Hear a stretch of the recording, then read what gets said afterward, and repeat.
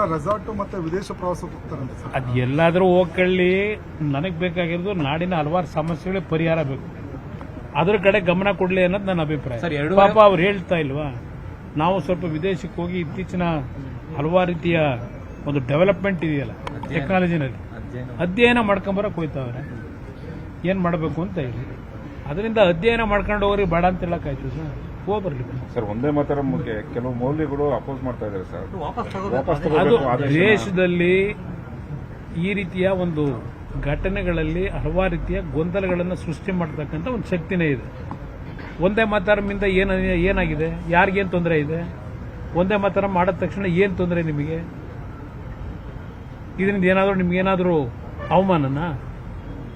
ಅದರಿಂದ ಇಂಥ ವಿಷಯಗಳನ್ನು ಹೊರತುಪಡಿಸಿ ರಾಜ್ಯದಲ್ಲಿ ಲೂಟಿ ಆಯ್ತಿದೆಯಲ್ಲ, ಆ ಲೂಟಿ ಸರಿಪಡಿಸೋದು ಹೆಂಗೆ ಅಂತ ನೋಡ್ಕೋಬೇಕು ಅವರೆಲ್ಲ. ಈಗ ಇಲ್ಲೆಲ್ಲೋ ತಣಿಸಂದ್ರದಲ್ಲಿ ಕೋಗಿಲ್ನಲ್ಲಿ ಏನೋ ನಡೀತಾ ಇತ್ತಪ್ಪ, ಅದೇನೋ ಸಾಬ್ರನ್ನೇ ಹೊರಗೆ ಹಾಕವ್ರೆ ಎಲ್ಲರೂ ಅಂತದ್ದು. ಇನ್ನು ಇಂಥದ್ದು ಕೊಡ್ತೀವಿ ಅಂದ್ರಲ್ಲ ಮನೆ, ಎಷ್ಟು ತಿಂಗಳಾಯ್ತು ಮನೆ ಕೊಟ್ಟರು? ಮನೆ ಕೊಡ್ತೀವಿ ಅಂದ್ರಲ್ಲ, ಯಾರಿಗೆ ಕೊಟ್ಟರು? ಇದಕ್ಕೆ ನೋಡ್ಕೊಳ್ರಪ್ಪ. ಒಂದೇ ಮಾತರಮ್ಮು ಅದಕ್ಕೆ ಗೌರವ ಕೊಡೋರು ಗೌರವ ಕೊಟ್ಕೊತಾರೆ.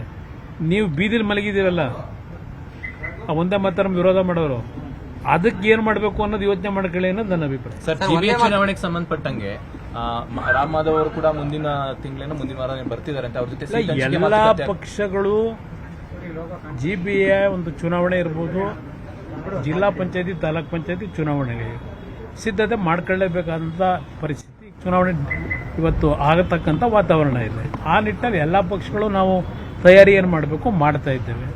ನಮ್ಮ ಪಕ್ಷವೂ ಸಹ ಇವತ್ತು ಸಭೆ ಕರೆದಿರ್ತಕ್ಕಂಥದ್ದೇ ಬೆಂಗಳೂರಿನ ಜಿಬಿಎ ಚುನಾವಣೆ ದೃಶ್ಯದಲ್ಲಿ ಏನೇನು ಮುಂದಿನ ನಮ್ಮ ನಡೆ ಇರಬೇಕು ಅಂತಕ್ಕಂಥ ಚರ್ಚೆ ಮಾಡಲಿಕ್ಕೆ ಸರ್, ಮೈತ್ರಿ ವಿಚಾರವಾಗಿ ಇನ್ನೂ ಫೈನಲ್ ಆಗಿಲ್ಲ. ಏನ್ ಜಿಬಿಎ ಮತ್ತೆ ಮೈತ್ರಿ? ಹೌದು, ಮೈತ್ರಿ ವಿಷಯದಲ್ಲಿ ಈ ಕ್ಷಣದವರೆಗೆ ನಾವೇನು ಚರ್ಚೆ ಮಾಡಿಲ್ಲ.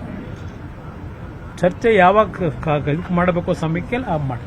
ಕೆಲವರು ಕ್ಷೇತ್ರಗಳಲ್ಲಿ ಮಂಡ್ಯದಲ್ಲಿ ಈಗ ಮೈತ್ರಿ ಬೇಡ ಅಂತಿದ್ದಾರೆ. ನೋಡಿ, ನಾನು ವ್ಯಕ್ತಿಗಳ ಹೇಳಿಕೆಗಳ ಬಗ್ಗೆ ನಾನು ಚರ್ಚೆ ಮಾಡ್ಲಿಕ್ಕೆ ಹೋಗಲ್ಲ.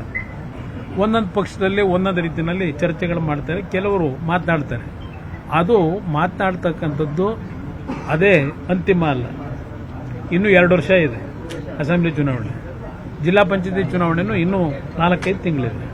ಆ ಸಮಯ ಬಂದಾಗ ಚರ್ಚೆ ಮಾಡೋಣ.